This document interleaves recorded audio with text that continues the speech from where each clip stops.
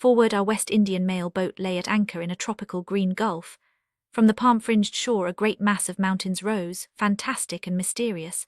Dark jungle covered their near slopes, but high beyond the jungle blue-black bare ranges piled up towering. At the water's edge, lit by the sunset, sprawled the town of Cap Haitian. Our boat lay so close that in the bright, fading light it was easy to distinguish landmarks. Here, amid more modern structures, were the wrecked mansions of the 16th-century French colonials, who had imported slaves from Africa and made Haiti the richest colony in the Western Hemisphere. Here was the paved pleasance on the waterfront, scene of white massacres when the blacks rose with fire and sword. Here in ruins was the palace built for Pauline Bonaparte when Napoleon sent his brother-in-law with an imperial army to do battle with slaves who had won their freedom. On a peak behind the cape loomed the gigantic fortress which the self-crowned Black King Christophe had built after every soldier of that white imperial army was dead or had sailed back to France. And now above the present-day government headquarters in the town floated the red-blue flag made by ripping the white from the French tricolour. Thus it has floated for more than 100 years as the symbolic emblem of black freedom. All this was panoramic as we lay at anchor in the sunset, but as night fell it faded to vagueness and disappeared. For the voodoo rites only the jungle mountains remained, dark, mysterious, and from their slopes came presently far out across the water the steady boom of voodoo drums. New York, September. Part 1. The Voodoo Rites. Chapter I. Secret. Fires Louis, son of Catherine Osiers of Orblanche, paternity unknown, and thus without a surname was he inscribed in the Haitian civil register, reminded me always of that proverb out of hell in which Blake said, "He whose face gives no light shall never become a star." It was not because Louis, black face, frequently perspire-ing, shone like patent leather, it glowed also with a mystic light that was not always heavenly. For Louis belonged to the chimeric company of saints, monsters, poets, and divine idiots. He used to get besotted drunk in a corner, and then would hold long converse with seraphim and demons, also from time to time with his dead grandmother who had been a sorceress. In addition to these qualities, Louis was our devoted yard boy. He served us in the intervals of his sobriety with a passionate and all-consuming zeal. We had not chosen Louis for our yard boy. He had chosen us. He had also chosen the house we lived in. These two things had happened while we were still at the Hotel Montagny, and they had seemed to us slightly miraculous, though the grapevine telegraph of servants in Port-au-Prince might adequately have explained both. Katie and I had been house hunting. We had been shown unlivably ostentatious plaster palaces with magnificent gardens, and livable wooden villas with inadequate gardens or no gardens at all, until we had begun to despair. One afternoon as we left the hotel gate, strolling down the hill to Ash Pay Davis, a black boy, barefooted and so ragged that we thought he was a beggar, stopped us and said in Creole with the voodoo rites affectionate assurance as if he had known us all our lives, "I have found the house for you." Not a house, mind you, nor was there any emphasis on the there couldn't be in Creole. He said literally, "Mt joy and klo, I have found your house." What we did may sound absurd. We returned to the hotel, got out our car, took Louis inside. He had wanted to ride the running board and submitted to his guidance.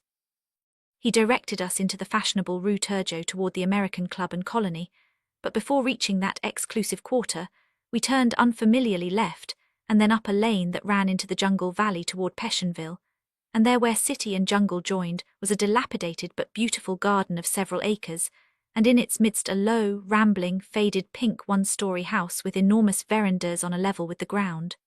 Some of the doors were locked, the rest were nailed up. Behind the house were stone-built servants' quarters and a kitchen, also locked. There was a Hassin swimming pool, choked with debris and leaves. Who owned this little dilapidated paradise, whether it was for rent, how much the rent might be? These were matters outside the scope of Louis' genius. He had not inquired before coming to find us, and he made no offers or suggestions now.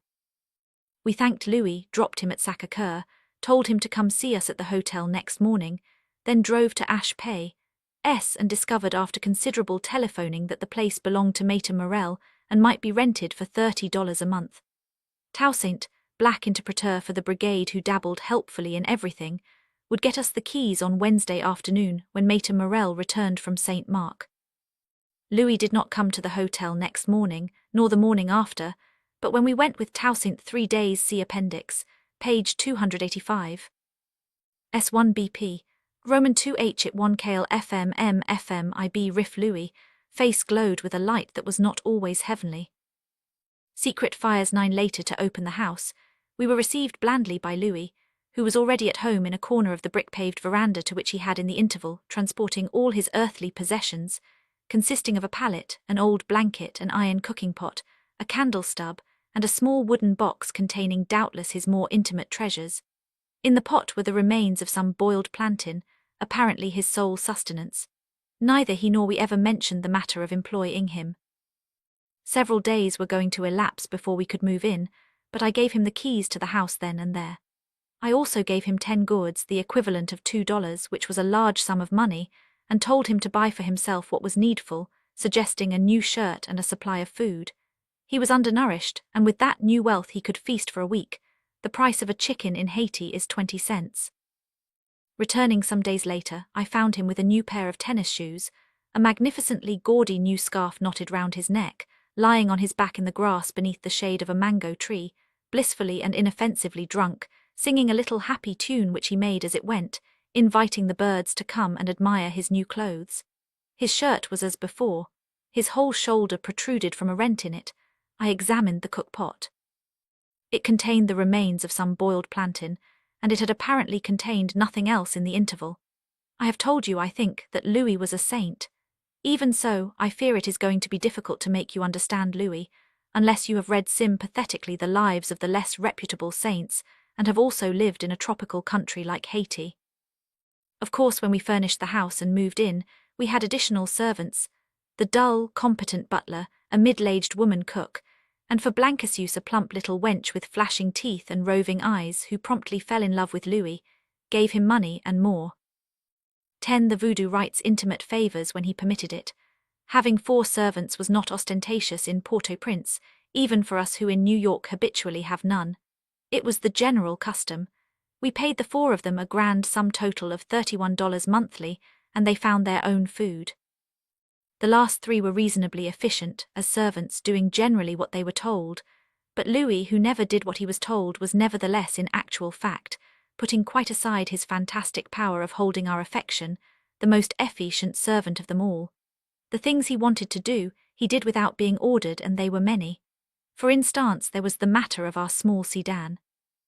He knew nothing about its mechanical insides, and could never learn to change a tire, but he took a passionate pride in keeping it clean and polished. He groomed it as if it were alive. When it came home covered with caked mud, he dropped no matter what and labored like a madman. He would never clean up the garden, burn brush, carry stones, but during the first week he anticipated our intentions by appearing with vines and flowers for transplanting, the earth still clinging to their roots, which he had got from God knows where. And these also he attended devotedly, as if they were alive in a more than vegetable sense. He delighted in doing personal things to please us. Sometimes when we thought we needed him, he was as tranquilly drunk as an opium-smoking Chinaman or off chasing the moon. But at moments when we least expected anything, he would appear with a great armful of roses for Katie, or a basket for me of some queer fruit not seen in the markets. On rare occasions, sometimes when drinking, sometimes not, he was hysterically unhappy and could not be comforted. But usually he was the soul of joy. And in the household, Louis gradually centered his allegiance and chief concern on me. I mention this because most people, whether serve aunts, kinsfolk, intimate friends, or casual acquaintances, secret fires one find Katie the more admirable human being of us two, but Louis put me first. He began gradually to give me confidences. He felt as time passed that I understood him. And what has all this to do with the dark mysteries of voodoo? You may ask, but I suspect that you already know. It was humble Louis and none other who set my feet in the path which led finally through river, desert, and jungle, across hideous ravines and gorges, over the mountains and beyond the clouds, and at last to the voodoo holy of holies. These are not metaphors. The topography of Haiti is a tropical upheaved, tumble-towering madland of paradises and infernos. There are sweet plains of green waving sugar cane, coral strands palm-fronded, impenetrable jungles of monstrous tangled growth, arid deserts where obscene cactus rises spiked and hairy to thrice the height of a tall man on horseback, and where salamanders play. There are black canyons which drop sheer 4,000 feet, and forbidding morns which rise to beyond 9,000. but the trail which led among them and ended one night, when I knelt at last before the great raider drums, my own forehead marked with blood. That trail began at my own back doorstep, and led only across the garden to my yard boy Louis' bare, humble quarters, where a tiny light was burning. In a coconut shell filled with oil the little wick floated, its clear flamed tip smaller than a candle, and before it, raised on a pile of stones such as a child might have built in play, was a stuffed bag made of scarlet cloth, shaped like a little water jug, tied round with ribbon, surmounted by black feathers. Louis had come on tiptoe shortly after midnight, seeing me reading late and Katie gone to a dance at the club, whose music floated faintly across from Turgot in the stillness. He explained that a mist, a lot which is a god or spirit, had entered the body of a girl who lived in a hut up the ravine behind our house, and that everywhere throughout our neighbourhood, in the many straw-thatched 12 the voodoo rites huts of the ravine, likewise in the detached servant quarters of the plaster palaces of American majors and colonels, hundreds of similar little sacred flames were burning. Thus, and as time passed, confidence engendering confidence, I learned from Louis that we white strangers in this 20th century city, with our electric lights and motor cars, bridge games and cocktail parties, were surrounded by another world invisible, a world of marvels, miracles and wonders, a world in which the dead rose from their grave and walked, in which a man lay dying within shouting distance of my own house, and from no mortal illness, but because an old woman out in Liegen sat slowly unwinding the thread wrapped round a wooden doll made in his image, a world in which trees and beasts talked for those whose ears were attuned, in which God spoke from burning bushes, as on Sinai, and sometimes still walked bodily incarnate as in Eden's garden. I also learned from Louis, or at least began to glimpse through him, something which I think has never been fully understood, that voodoo in Haiti is a profound and vitally alive religion, alive as Christianity was in its beginnings, and in the early Middle Ages when miracles and mystical illuminations were common everyday occurrences, that voodoo is primarily and basically a form of worship, and that its magic, its sorcery, its witchcraft, I am speaking technically now, is only a secondary, collateral, sometimes sinisterly twisted byproduct of voodoo as a faith, precisely as the same thing was true in Catholic medieval Europe. In short, I learned from Louis that while the High Commissioner, his lady, and the Colonel had called and taken tea in our parlour, the high gods had been entering by the back door and abiding in our servants' lodge. Nor was this surprising. It has been a habit of all gods from immemorial days.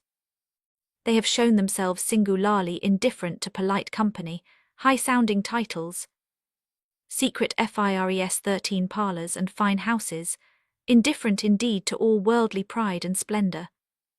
We have built domed temples and vast cathedrals, baited with glories of polychrome and marble to trap them, but when the gods come uninvited of their own volition, or send their messengers, or drop their flame-script cards of visit from the skies, it is not often these gilded temples or the proud of the earth they seek, but rather some road-weary humble family asleep in a wayside stable, some illiterate peasant girl dreaming in an orchard as she tends her sheep, some cobbler in his hut among the Alps. Perhaps in their own far-off celestial sphere the gods are surfeited with glory, and only for that reason visit earth at all. Perhaps they suffer from some divine nostalgic de la bow. Always when rich, mighty temples are erected where once the humble stable stood, there is a risk that the bored gods will betake themselves elsewhere without saying au revoir. And perhaps it was through some such habit of the gods as this that mortal I, who have stood with bowed head and good intentions in so many of this world's great gilded cathedrals, mosques and temples, have never felt myself so close to the invisible presence of ultimate mystery as I did later, more than once, beneath straw-thatched roofs in the Haitian mountains.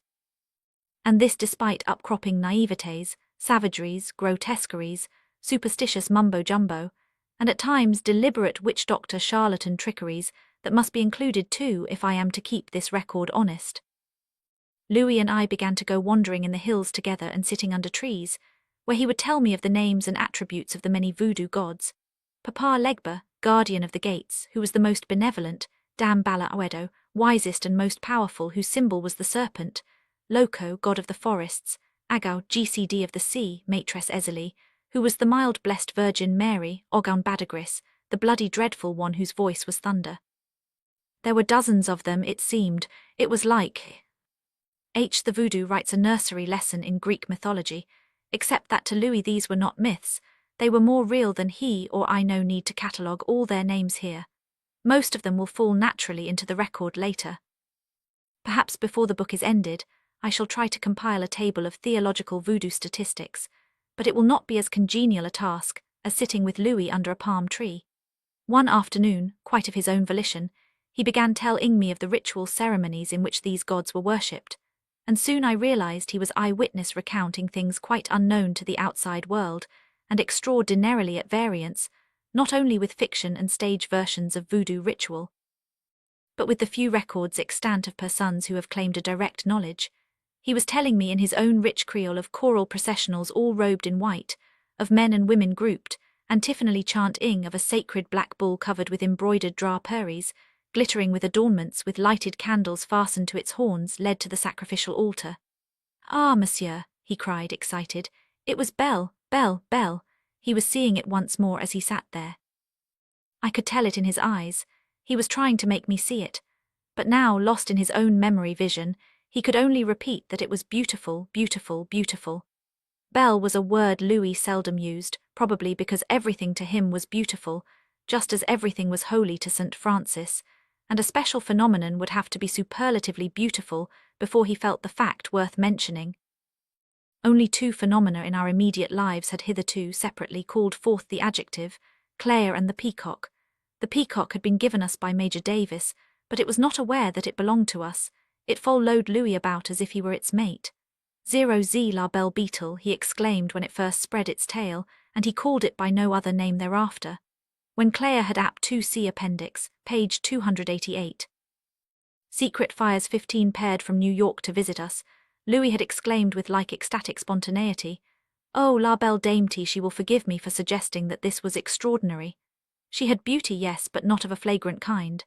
Leo Katz, sunken in mystic portrait painting, had limned her as a saint, and might as easily have made her a sibyl or a she-devil, but the social herd in Port-au-Prince, as at home, found her more often strange than surpassingly lovely." Louis was quick enough at remembering names, and hers was easy, but during her entire stay with us he found no other name for her. It was always the beautiful beast, and always the beautiful lady. Claire's face glowed as Louis sometimes did with the inner light that never shone on land or sea. She also was of that strange company, a little sister of the saints and succubi, and I think it was for this that Louis wisely found her beautiful. And now in memory he had evoked another vision of unearthly beauty. I said to him presently, "Louis, it was for this and for this only, I think, that I came to Haiti. I would give anything in the world to see it. I would risk my life, do you understand? Except that that isn't the way I want to see it." "Ah, monsieur," said Louis sorrowfully, "if you were only black." Several days later Louis said, apropos apparently of nothing, "It's more than a month since I have seen my mother at all, Blanche. It takes a day to go and a day to return." I said, "All right, Louis, but since when have you taken to asking anybody's permission for your goings and return-ings?" "It was not for that," said Louis. "I thought you would come with me." Chapter II. The way is opened, and closed. Louis was flattered that I should have come with him. I was flattered that he should have asked me. So with our joint egos agreeably inflated we ambled along the narrow donkey path, I on a little saddled pony borrowed from Divesco, he topping me on a bareback mule obtained by his own mysterious devices, and as we rode single file we sang, not always in unison, "Ti-fi parcanise leva passa alter kale mammon o, Ti-fi parcanise leva passa retur kale mammonon," chorus repeated ad lib, "Angelica, Angelica, retur kale mammon o." It meant, "Little girl, since you don't know how to wash and iron, go on back home to your mamma and stay there." There was another verse in which the girl replies, "Little boy, since you haven't got any pennies in your pocket, you'd better beat it home to your own mamma." From time to time inspired, Louis and I invented new verses, both indecent and mystical, until we emerged from the trail to the highroad, galloped into Pétionville, and dismounted at the market behind the church where old women sat with their baskets and donkeys. We squabbled and bargained until we had filled a large sack with gifts for Louis, mother. They were not expensive or lordly, such things as Louis might have bought returning to the I-6. The way is opened and closed. 17 maternal kale alone, dried fish, tobacco leaves, tablets which are brown sugar candy, gingerbread, a small sack of flour, a bottle of red rum, and fools that we were, a lot of banana figs that were crushed to a pulp as we jogged. No matter, said Louis. The babies will lick them up. So down the hills and over the plain of the cul-de-sac through fields of green cane into another woods to Orblanche Louis' natal village, a straggling collection of some dozen straw-thatched, waterland mud-walled huts and houses with naked babies and half-naked wenches who cried, "It's Cousin Louis with a white. Welcome, cousin. Welcome, white." It might have been in the friendly heart of Africa. Louis' mamma, Catherine Oziers of Orblanche, small, black and wrinkled, lay in her house on a palm fibre pallet, in a moderately clean white wrapper, ill, but not too ill to arise and bestir herself. She whimpered and sobbed, hugging Louis as old mothers do, but not excessively. It was only when she stood back to survey him and observed he was wearing shoes that the tears of joy flowed free. For only those who have risen in the world wear shoes in Haiti. Because Louis wore shoes and introduced me as his friend and protector, she gave thanks to the bon Dieu and wanted to kiss my hand. The bon Dieu and blessed brother Jesus find themselves in strange company in Haiti, both celestial and mortal. The Catholic priests, all save a few of the oldest and wisest rural ones, deplore this, but I suspect that Jesus himself might understand and be well content. "Louis," mother exclaimed over the gifts as they were drawn one by one from the sack. Naked grandchildren crowded shyly in the doorway as she doled out candy and gingerbread. Under a palm leaf canopy on poles in the yard, a chicken and millet in an iron bowl were set cooking. Louis drew his mother aside and began whispering earnestly with her, nodding in my direction. We went back presently, see appendix, page 292.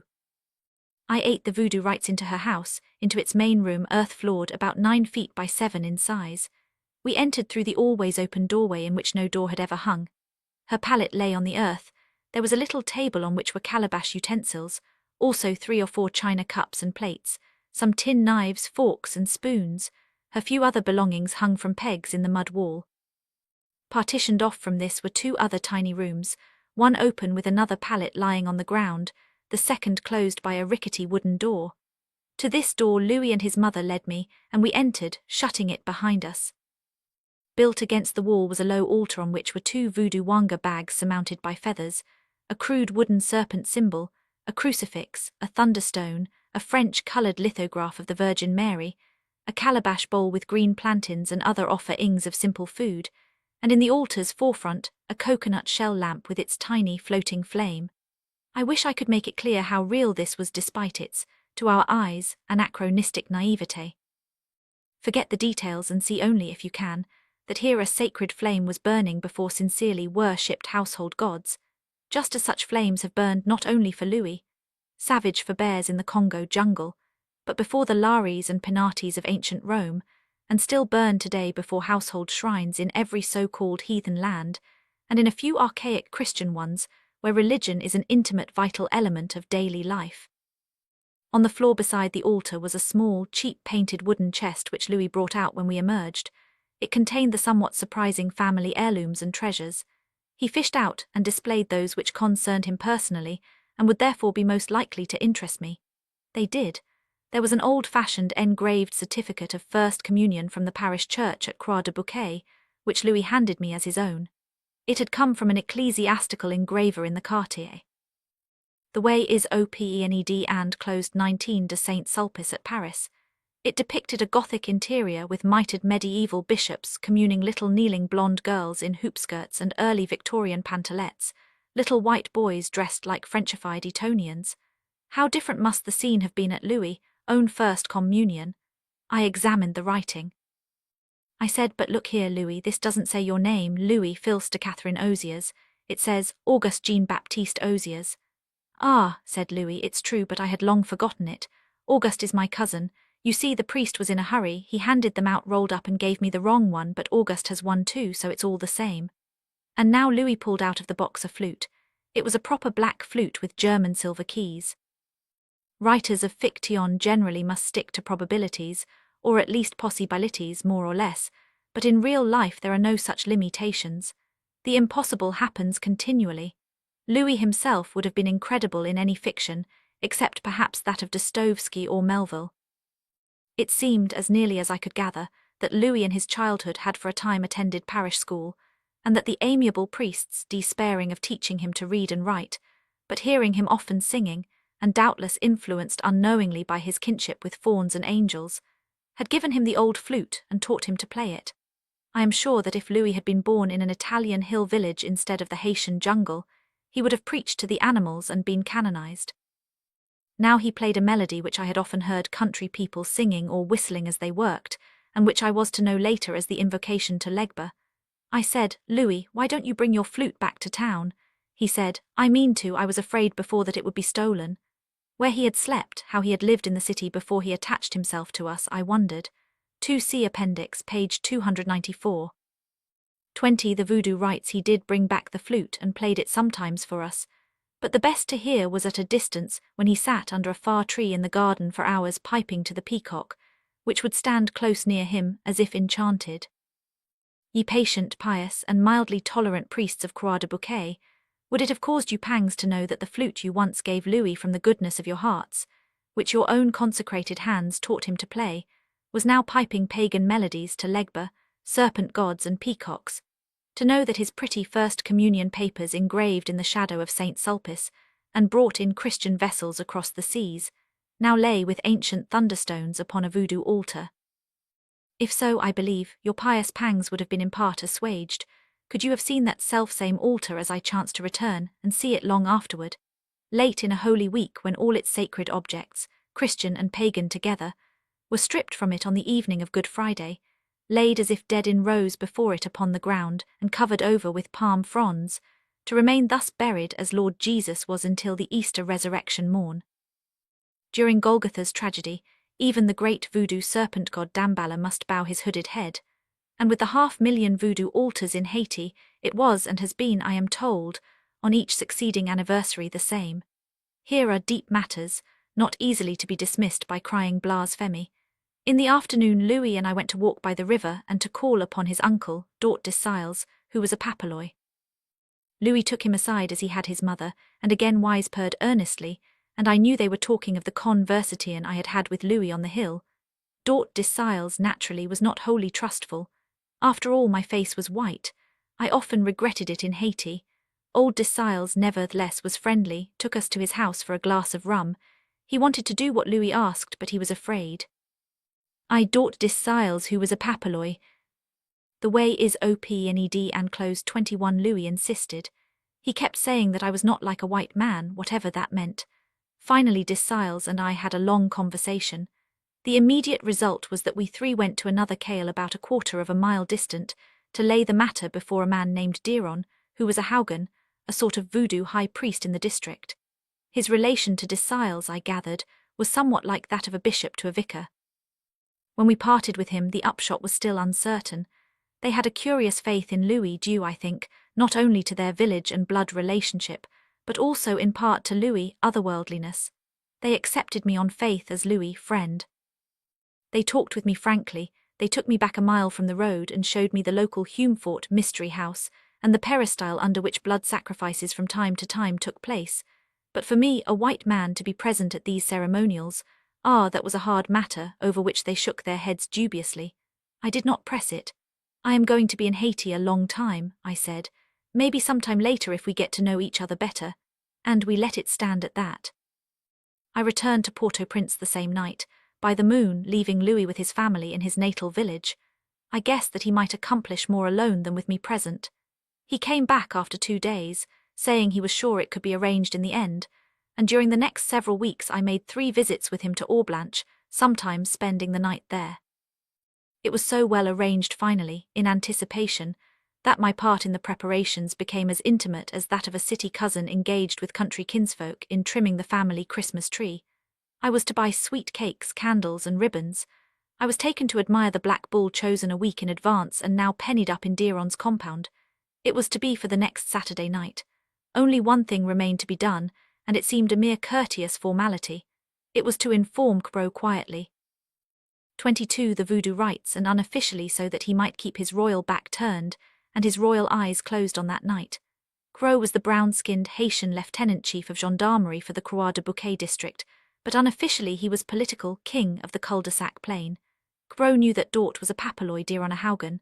Cro knew the location of their Humefort, and knew that from time to time ceremonials technically against the law occurred there. Cro knew everything. But Cro was not active in persecuting the religion of his own devoted peasants. I am not suggesting that Crow was false to his uniform, or that he connived overtly in the breaking of the law. He was one of the most conscientious gendarme officers in Haiti, but he couldn't stamp out voodoo if he had wished, and why should he try when many of the wisest and most efficient white captains and lieutenants of other rural districts closed their eyes to many things that went on continually around them? When at Liagain, for instance, and in a village just east of Gonaives, there were unburned mystery houses, obvious and unmistakable, within clear sight of the great highroad over which the motor cars of white generals frequently passed, registered, but it was a duty of courtesy to inform Crow unofficially, a matter of good faith, as Dort and Diron explained. So on Thursday morning they were going to tell him. Thursday night late, a man came in to Port-au-Prince from Orblanche, finding my house and asking for Louis, with the message that everything was spoiled, that Crow for some unaccountable reason had told them they must not do it. I was unhappy, and so was Louis. During the night, lying awake, it occurred to me that Crow might have heard they planned to have a white man present, and for that registered C appendix, page 294. The way is OPNED and closed 23 reason had refused to let them go on. I decided, therefore, that there was a bare chance things might be straightened out if I went to seek Crow myself. I happened to know him personally, and this is how I happened to know him, some months previous.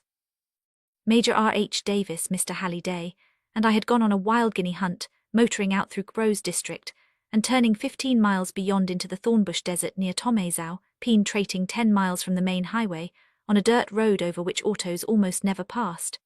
Toward twilight, just as we got back to the car, a torrential rain fell, which lasted most of the night. We had chains and tried to go through, with the result that soon we were bogged to our axles. An old man appeared out of the mud, rain and darkness, and I said, "O carpa vi joined grows cod de hef." Literally, "You capable join find great rope 2 bulls." "Non h lank par carpa vn," he replied in hopeless tones, but when we showed him $6, we chose 6 because it was the exact amount he could earn by working for a solid month in the cane fields, he decided he was kappa and disappeared to try. Toward midnight he returned, wading through the mud, with a yoke of oxen and the entire male population of a village. Major Davis stayed at the wheel, trying to low speed, while Halliday and I got out and pushed behind with the Negroes, the old man cracking his whip and shouting at the oxen in front. The engine roared, the oxen tugged, Halliday fell down in the knee-deep goulash mud, got up cursing to push again. I fell down too, the Negroes laughed, and the car never budged. The old man gave it up in disgust and blamed us, saying philosophically, "Auto bargad de Wild, it's a toy that ought to stay in the city." But another old man, working with his wet black hands in the headlight glare, made a little cross with 2 sticks and a piece of string fished from his pocket, tied it prayerfully to our tail light, and with mighty heaving the car came out of the hole. They dragged. 24 The voodoo writes us eventually to the highway, where the city toy went completely dead. Well paid, they departed and left us to our now hopeless misery. It was a dreary night and not yet dawn. We were wet through and covered with mud. People now began to pass like ghosts with their donkeys on the way to market. We began hailing them, saying, "Are you going to Croix de Bouquet?" When one said, "Yes," we gave him a half-gourd 10 cents and said, "Tell Lieutenant Crow at Gendarmerie headquarters to send out and rescue us." We sent a string of messages like that. And Crow, not content with sending a truck with a half-dozen gendarme privates aboard, also a mechanic, also spades, tackle, and a thermos bottle full of coffee, came out himself in a touring car to condole us and lend a hand. It was the first time I had ever seen him. He was a magnificent fellow, 6 feet tall, past middle age, handsome as a bronze statue with his fine Kaiser Wilhelm moustaches, and his skin almost the same color as his Sam Brown belt and polished boots. He was respectfully amused but sympathetic. Furthermore, he took us to his own house at Croix de Bouquet, mud-covered scarecrows that we were, and spread before us a superb breakfast of state. Was he not king of the cul-de-sac? With cut-glass decanters of rum, delicious and golden. Our friend Major Davis had an ingrown prejudice against sitting down at table with Haitians, whom he referred to collectively as darkies when he was in a good humour, and niggers, when in a less amiable mood, but I observed now that the rain and a salutary fasting had purged him of it. He clinked glasses with Crow, told him what a splendid chap he was, and we sat there for 2 hours lighting each other's cigarettes and growing more and more friendly. Now looking back on this adventure, lying in bed, miser able and disappointed, recalling also pleasant subsequent The way is opened and closed 25 meetings with Grow. I made up my mind definitely to go out and see him next morning, and did. After 5 minutes, candid conversation with Grow, I realized I was encountering some sort of blind obstacle that had no direct connection either with the laws against voodoo or his personal willingness to forget them, or with the fact that I was a white man. There was something else. He told me frankly that there was something, but concerning its precise nature he remained reticent. When I returned and reported this to Louis, a light gradually dawned on him. "Ah," said he, and "ah" again. "Moon dit President Jean P. Lee Fash Conf Gro Levi Cooper Telly Lee. People say President these days is angry against Gro and wishes to chop off his head." That afternoon I dropped in at headquarters to chat with General Turrell, Chief of the Gendarmerie de Haiti. Naturally I did not mention voodoo, but in the course of our casual talk I said, "By the way, why has Borno got his axe out for Gro? What a world of irrelevant causes and absurdly disconnected eddying effects we blunder helplessly around in. Big events often upset smaller apple carts, and it was an absurdly disconnected cause of this sort that had upset mine and Louis. United States Senator Shipstead is just a name to me, which I may not be even spelling correctly. The Haitians called him Sheepstead, so I am guessing it would be that. He had come to Haiti on a junket, and Gro, so General Turrell told me, had given a big rural barbecue in the senator's honor. Gro, as I have explained, was more than an ordinary lieutenant of gendarmerie. He was a powerful politician. At this barbecue, sponsored by Gro, Senator Shipstead had made an agricultural speech to several hundred peasants. Apparently it was an old war horse, the same sort of speech he must have made 126 the voodoo rites times at white barbecues in Iowa or wherever he hails from. It was about the importance of the small farmer, and contained reiterated phrases that were interpreted to mean, "Hold on to the land."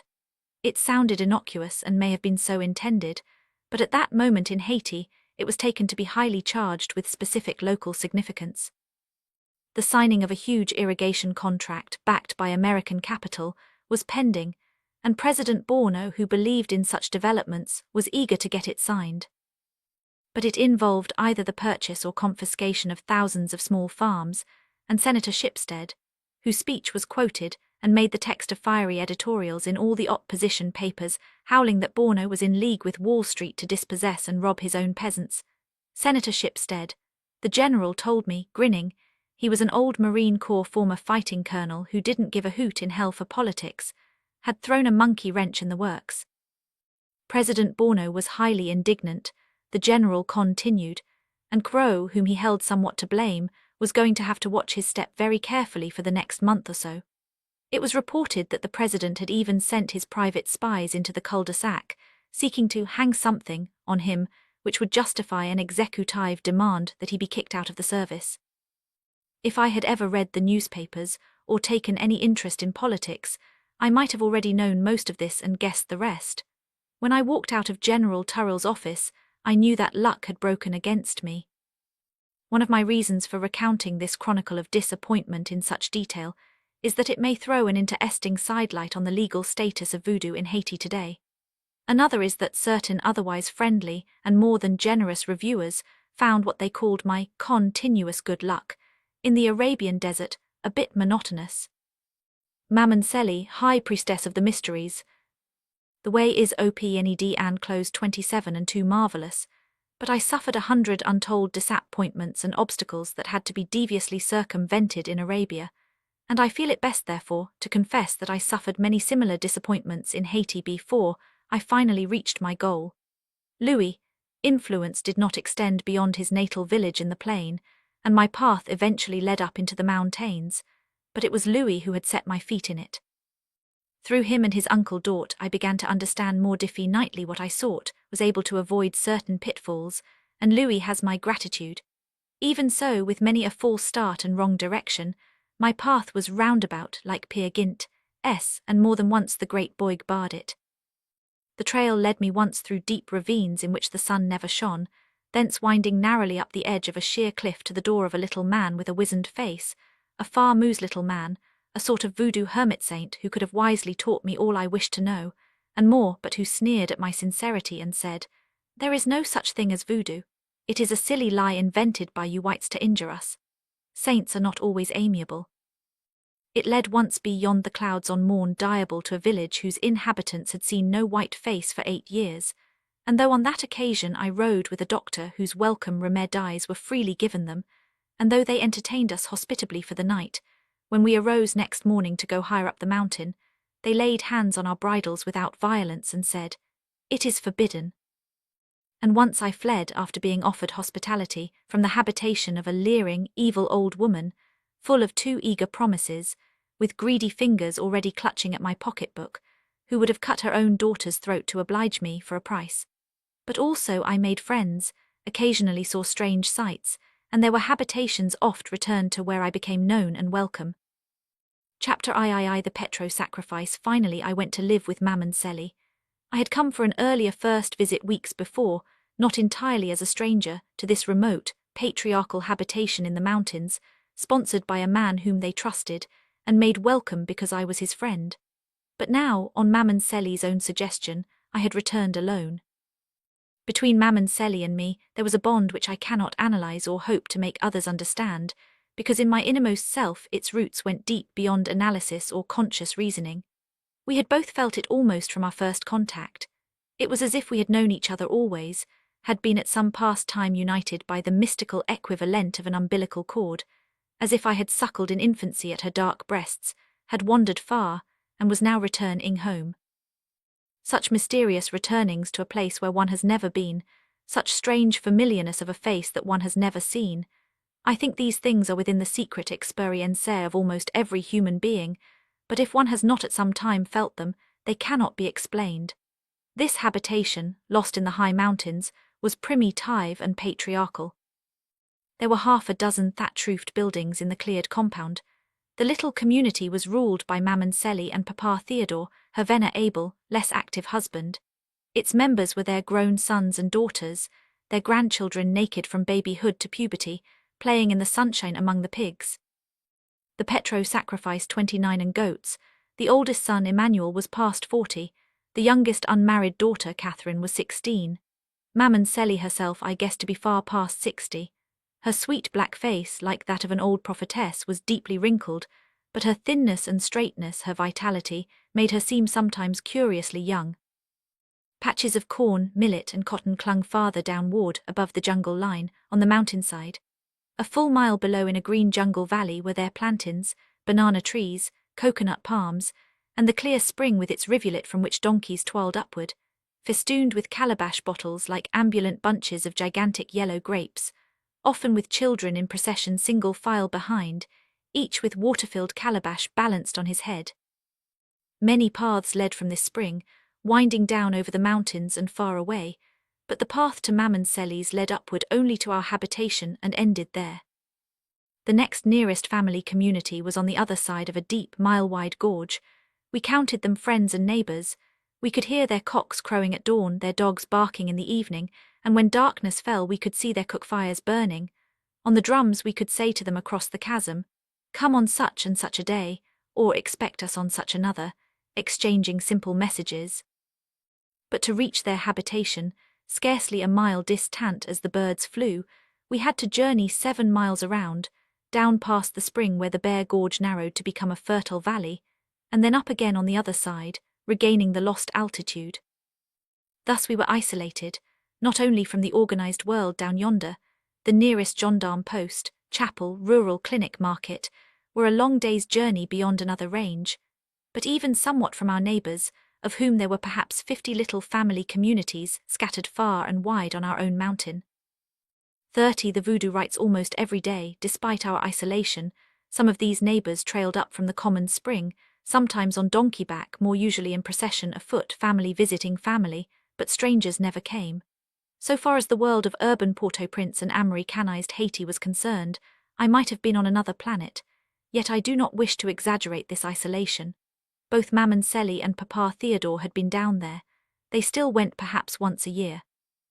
She went once, in fact, while I was living among them, being gone nearly a week, but that was a very special journey. In general, this mountain-in-a-lost life went on as if no Port-au-Prince existed. It was a life I enjoyed, and they let me share it simply from day to day. I learned to make tamhes maringouin, mosquito drums, so called, though they were stringed instruments of which the mechanical contrivance had survived from Africa, with the brats who were still a little afraid of me because of my white face. I rode often with Emmanuel and Raphael, once trying with them to explore the bottom of the gorge. I sometimes lent a hand with them in the fields, if green checkerboard squares tilted at an angle of 45 degrees e'en properly be called fields, and in the evenings I sat with the rest of the circle while Papa Theodore asked riddles, or told tales of how a wily little Negro named T. Malice, a favourite character in all their fables, had locked up Gros Bauqui in the potato garden, or how he saved his own skin at the expense of Bauqui when they fell among cannibals. Many of these tales were of Congo origin, sometimes modified to the West Indian locale and sometimes not. All this I found delightful, but between Maman Selly and me there was something deeper which grew. I knew of Earus that she was a Mamaloi.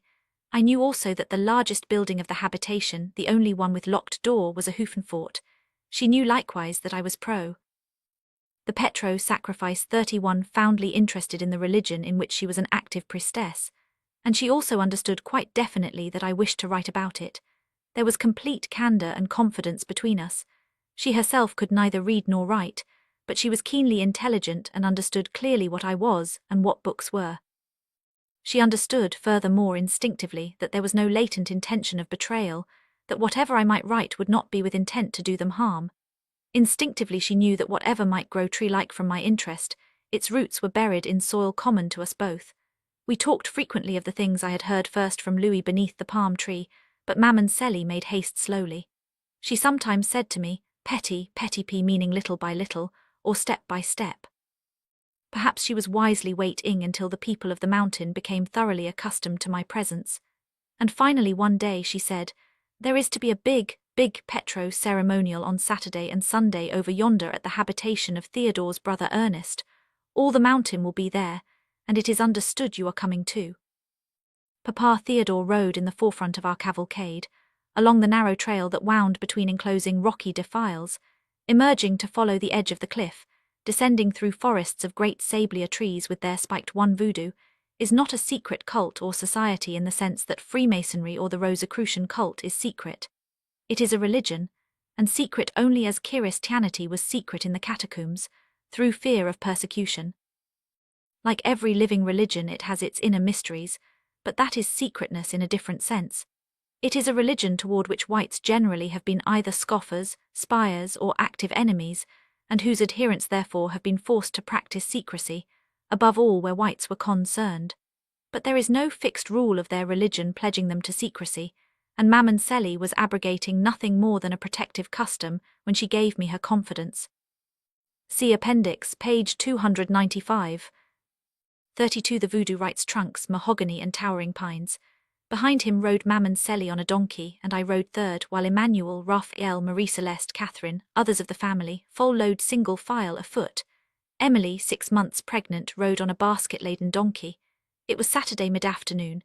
In the air all round us, everywhere and nowhere, I became conscious of a steady, slow boom, boom, boom, boom. It seemed sometimes to come from a great distance, like rolling, far-off thunder beyond hidden valleys and over mountains far away. It seemed sometimes to be low and close at hand, just beyond the next turning. At moments it seemed inside my own head or in my veins like a pulse beating. As we rode farther and the afternoon waned, this steady booming, now louder and closer, became complicated by a hitherto inaudible underrhythm, an incessant throbbing woven and interwoven around a simple basic motif that emerged thus: J equals E, 0 0 0 equals 1, RF MMTLI 11, SSR 9, equals RH, P. It was not syncopation. It was not remotely like jazz. It was pure counterpoint like a Bach fugue, except that the core of it was slow, unhurried, relentless. There was something cosmic in it like the rolling of mighty waters. There was something humanly savage and primitive too in its relentlessness, as darkness enclosed us and lights began to glimmer red up yonder at the head of the gorge. The habitation to which we came was a compound unfenced, on a plateau overhanging the gorge, hemmed in by the Petro Sacrifice 33 the forest. There were assembled already perhaps 100 Negroes, crowding, moving about like shadows in the red flickering lights. There were 3 or 4 scattered houses, and in the central forefront of the compound was a big open tunnel. The word is misleading, but there is no English equivalent for it. It was a great awning-like roof canopy, rectangular of straw thatching, erected on poles. In a corner beneath it were the 3 drummers drumming. Registered the man with the tall central drum used one stick and the hard heel of his right palm, which produced the deepest note. The other 2 with the smaller drums used their hands with virtuoso-like varied rapidity, the flat palm, the bunched, hard tips of their fingers, the fisted knuckles, the rosin-coated thumb drawn across the drumhead, which then emitted a bull-roaring zooming. An old woman stood by and from time to time wiped the sweat from their faces. It was deafening, close at hand, and yet in a curious way seemed not so thunderous as it had from a couple of 100 yards distant down the trail. Some of the black faces and whitened mud walls stood out in high lights, other parts of the compound were in dark shadow. We of the family entered Ernest's house for coffee, and then I walked about in the crowd with Mam and Selly. There was no one who had not either met or heard definitely of me, and my presence seemed taken for granted. Many greeted me. A bright moon was now rising over the mountains, and the ceremony was presently to commence. The drums ceased, and for the first time I heard the intermittent bleating of tethered goats. We ranged ourselves family with family, but serried in close rows, as people sit in church, except that there were no benches. We assembled seated on the ground before the tunnel.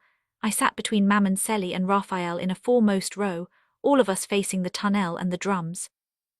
Registered C Appendix, page 300. 34 The voodoo rites. The drums began a new, less deafening rhythm. It was the Damballa ritual march. Its bass motif was thus: J equals IU drum PJN9, VUV 1 TVNI, %JSF a repeat /Y -1 FF1, 11111 V1. L a J TJ. The celebrants approached, processionally singing, from the mystery house.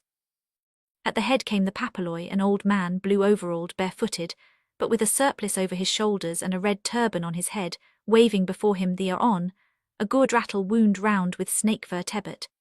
At his right and left, keeping pace with him, 2 young women held aloft, crossed above his head, 2 flags on which were serpentine and cabalistic symbols, sewn on with metallic, glittering beads.